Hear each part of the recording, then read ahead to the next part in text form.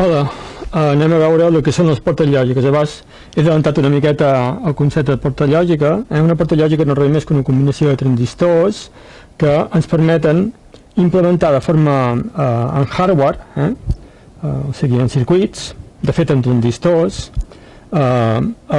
les funcions que hem vist abans de tipus lògic. La funció AND, la funció OR, la funció NOT, la funció NAND i la funció NOR. Una porta AND, cada porta té un tipus de representació.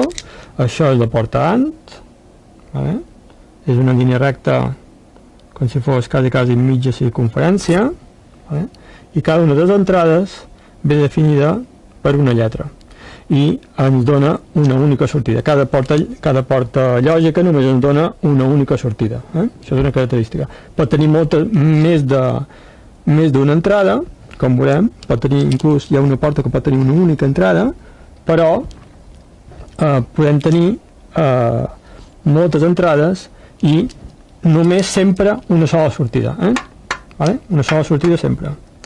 La porta AND, que vam veure que era equivalent a la intersecció de conjunts, se representa d'aquesta manera. La porta OR, que vam veure que era equivalent a la unió de conjunts, se representa d'aquesta manera. En lloc de ser aquí una línia recta, és una línia curva, on tenen les entrades i aquí tenim una sortida.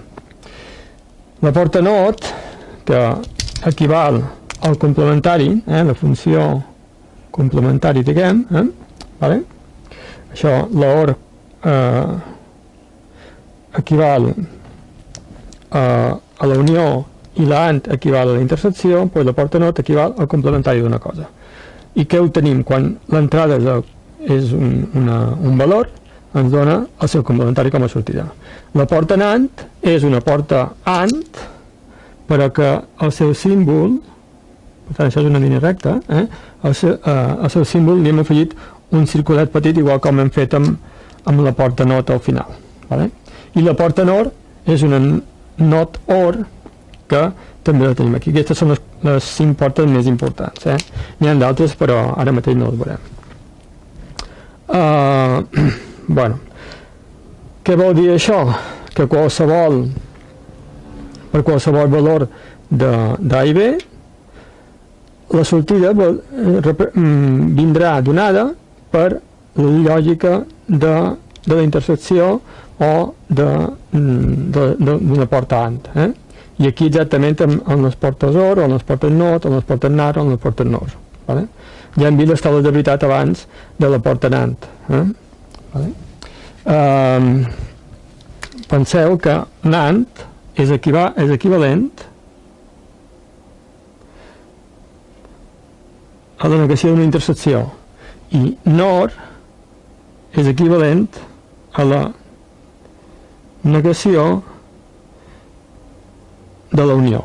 Això és NOR, vol dir NOT OR, i això és NOT AND. A partir d'això fem combinacions i podem aconseguir qualsevol funció. Per exemple, tots els sumadors, totes les operacions matemàtiques, internament estan fetes amb lògica d'aquest estil. Després podem dir també que, ja ho he dit abans però vull recalcar, que pràcticament tots els circuits, per no dir tots, estan fets internament en portes NAND. Per què? Perquè a fabricar-li molt més fàcil només fabricar un tipus de portes i després connectar-les entre elles i aconseguir qualsevol funció. I recalco una altra vegada, una porta lògica no és res més, tal com està construïda, és una combinació de transistors connectats d'una certa manera que ens dona o aquesta funció, o aquesta, o aquesta, o aquesta, o aquesta. Això són les portes lògiques.